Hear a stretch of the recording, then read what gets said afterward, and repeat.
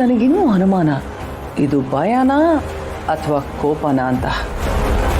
ನಿನ್ನ ಮಗಳನ್ನ ನಾನು ಕೊಲ್ತೀನಿ ಅಂದರೆ ನಿನಗೆ ಭಯ ಆಗುತ್ತಾ, ಕೋಪ ಬರುತ್ತಾ ಒಂದನ? ನಾನು ಹೇಳೋ ಮಾತೆಲ್ಲ ಸುಳ್ಳು, ನನ್ನ ಕೈಯಲ್ಲಿ ಆ ಥರ ಏನು ಮಾಡೋಕ್ಕಾಗಲ್ಲ ಅಂತ ಅನ್ಕೋತಿದ್ಯಾ? ಬೆಂಕಿ ಇರೋದು ಕಿಡ್ಸು ನನ್ನ ಸಮ್ಮರ್ ಕ್ಯಾಂಪ್ ಅಲ್ವಾ?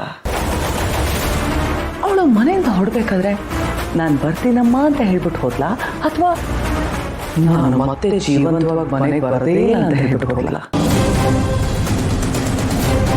ಸಮ್ಮರ್ ಕ್ಯಾಂಪ್ ಲೊಕೇಶನ್ ಎಲ್ಲಿದೆ ಅಂತ ನನಗೆ ಗೊತ್ತಿಲ್ಲ ಅನ್ಕೊಂಡಿದ್ಯಾ? ಸುಮ್ಮನೆ ಬಿಡಲ್ಲ ನಿನ್ನ. ನಾನು ನನ್ನ ಮಗಳ ವಿಷಯಕ್ಕೆ ಬಂದ್ರೆ ನಿನ್ನ ನಾನು ಸುಮ್ಮನೆ ಬಿಡೋದಿಲ್ಲ. ನಿನ್ನ ಕೊಂದು ಬಿಡ್ತೀನಿ. ನನ್ನ ಮಗಳ ವಿಷಯಕ್ಕೆ ಮಾತ್ರ ಬರಬೇಡ. ವೀರು, ಸುರೇಂದ್ರ, ವೀರು, ಸುರೇಂದ್ರ, ಬೇಗ ಬನ್ನಿ, ಬೇಗ ಬನ್ನಿ.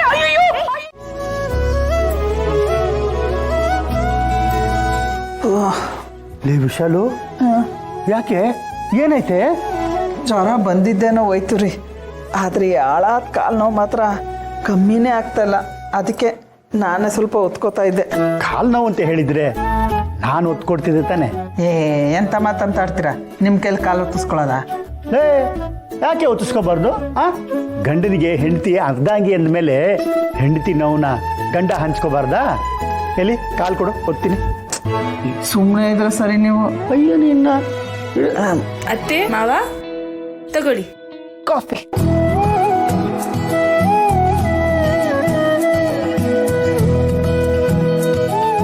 ಅತ್ತೆ, ಎಲ್ಲಿ ಕಾಲು ಚಾಚಿ, ನಾನು ಕಾಲು ಓದ್ಕೊಡ್ತೀನಿ, ಕೊಡಿ. ಅಯ್ಯಯ್ಯೋ, ನನ್ನ ಕಾಲು ನೀವು ಓದ್ತದ? ಇಲ್ಲ ಇಲ್ಲ, ನಿಮ್ಮ ಕಾಲು ನೋವಿದೆ ಅಂತ ನನಗೆ ಗೊತ್ತಾಯ್ತು, ಕೊಡಿ ಕಾಲು ಚಾಚಿ. ಅಯ್ಯೋ ಶ್ರಾವಣಿ ಮೊರೆ, ಅವಳಿಗೆ ಕಾಲು ನೋವಿರೋದು ನಿಜ. ನೀವು ಒತ್ತೋದು ಬೇಡ, ನಾ ಓದ್ತೀನಿ.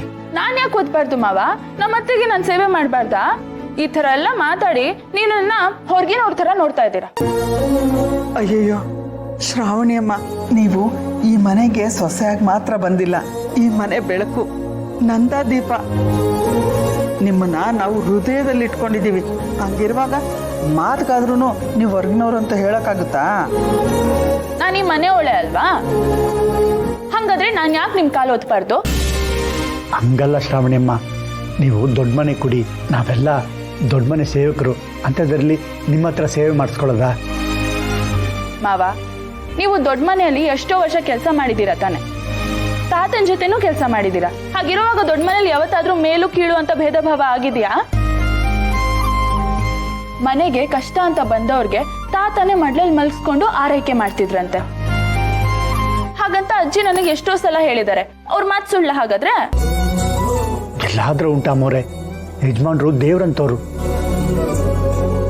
ಜನರ ಸೇವೆನೇ ದೇವ್ರ ಸೇವೆ ಅಂತ ಅನ್ಕೊಂಡಿದ್ದವ್ರು. ಮತ್ತೆ ಅಂತವ್ರ ಮೊಮ್ಮಗಳು ನಾನು ನಮ್ಮನೆಯವ್ರ ಸೇವೆ ಮಾಡಬಾರ್ದಾ? ನಾನು ದೊಡ್ಡ ಮನೆ ಕುಡಿ ಇರ್ಬೋದು, ಆದ್ರೆ ನಾನು ಈ ಮನೆಗೆ ಸೊಸೆ. ಇದು ನನ್ನ ಮನೆ, ನಮ್ಮ ಮನೇಲಿ ನಾನು ಇಷ್ಟ ಬಂದಾಗಿರ್ಬಾರ್ದಾ? ಅಯ್ಯಯ್ಯೋ, ಇದೆಂಥ ಧರ್ಮ ಸಂಕಟ ಶ್ರಾವಣಿಯಮ್ಮ. ನೀವು ಮಾತಲ್ಲೇ ಕಟ್ಟಾಕ್ಬಿಡ್ತೀರ. ನಮಗೆ ಏನು ಮಾತಾಡಬೇಕು ಅಂತ ಗೊತ್ತಾಗ್ತಿಲ್ಲ. ಅತ್ತೆ, ಹಿರಿಯರ ಸೇವೆ ಮಾಡಿದ್ರೆ ಪುಣ್ಯ ಬರುತ್ತೆ ಅಂತ ಹೇಳ್ತಾರೆ. ನನಗೆ ಆ ಪುಣ್ಯ ಸಿಗ್ಬಾರ್ದಾ? ಸುಮ್ಮನೆ ಏನೇನೋ ಯೋಚನೆ ಮಾಡಬೇಡಿ ನೀವು. ಕಾಲ್ ಚಾಚಿ ಕೊಡಿಲಿ.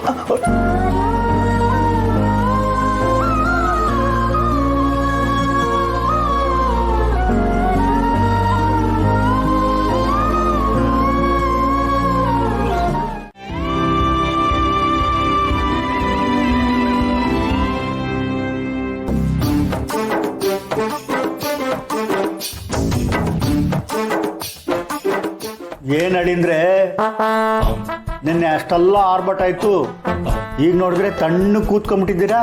ನಿನ್ನೆ ನೀವು ಹೇಳ್ದಾಗೆ ಬಿಡಿ ಮಾವ, ಅಯ್ಯೋ ಜೀವನನೇ ಸಾಕಾಗೋಗಿದೆ. ತುತ್ತು ಅನ್ನ ತಿನ್ನೋಕೆ ಬೊಕ್ಸೆ ನೀರು ಕುಡಿಯೋಕೆ ಅಂತ ಇದ್ದಿದ್ರೆ ಜೀವನ ಚೆನ್ನಾಗಿರ್ತಿತ್ತು. ಏನ್ ಬಾವ ಹಿಂಗನ್ಬಿಟ್ರಿ? ನೀವು ಕಾಂತಮತಿ ಈ ತರ ಸೈಲೆಂಟ್ ಆಗಿ ಕೂರ್ಲೇಬಾರ್ದು. ಯಾವಾಗ್ಲೂ ಚಟಪಟ ಚಟಪಟ ಅಂತ ಮಾತಾಡ್ತಾ ಇದ್ರೇನೆ ಚಂದ.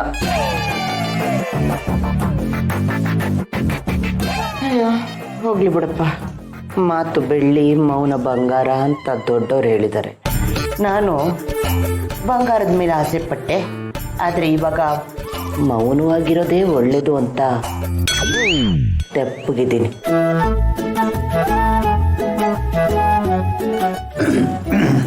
ಅದು ಹಿಂಗಿರ್ಲಿ, ಇವತ್ತೇನಕ್ಕಪ್ಪ ತಡವಾಗಿ ಬಂದೆ? ಅಮ್ಮ ನೀನ್ ನ್ಯೂಸ್ ನೋಡಿಲ್ವಾ? ಇಡೀ ಕರ್ನಾಟಕದಲ್ಲೇ ಒಂದು ದೊಡ್ಡ ಸ್ಕ್ಯಾಮ್ ಆಗೋಗಿದೆ. ಸ್ಕ್ಯಾಮ ಹಂಗಂದ್ರೇನೋ? ಯಾರೋ ಮೋಸಗಾರರು ಯಜಮಾನ್ ಹೆಸರು ಹೇಳ್ಕೊಂಡು ಬೆಂಗಳೂರು ಫುಲ್ಲು ಈ ನಕಲಿ LED ಸ್ಲೇಟ್ಗಳು ಬರುತ್ತಲ್ಲ ಅದನ್ನ ಮಾರಿಬಿಟ್ಟಿದ್ದಾರೆ.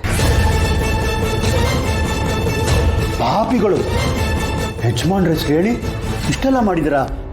ನೋಡು ಸುಬ್ಬು, ಅವ್ರನ್ನೆಲ್ಲ ಸುಮ್ಮನೆ ಬಿಡಬಾರ್ದು ಕೊಡೋ.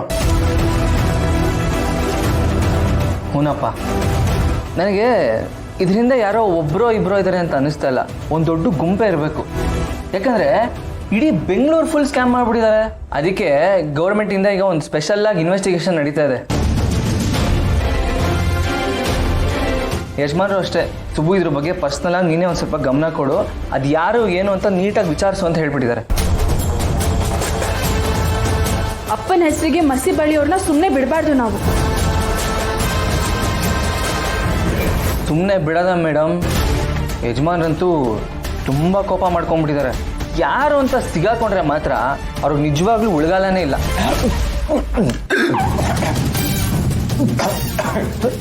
ಅತ್ತೆ ಏನಾಯ್ತು? ನಿಧಾನ ಊಟ ಮಾಡಿ. ನೀರು ಕುಡೀರಿ ಬಾವ. ಅದು ರುಚಿಯಾಗಿತ್ತು. ಗಬ ತಿನ್ನಕೊಂಡ್ಬಿಟ್ನ ಗಂಟು ಸಿಕ್ಕಾಕೊಂಡು ನೆತ್ತಿಗೆ ಕೊಟ್ಟಿದೆ.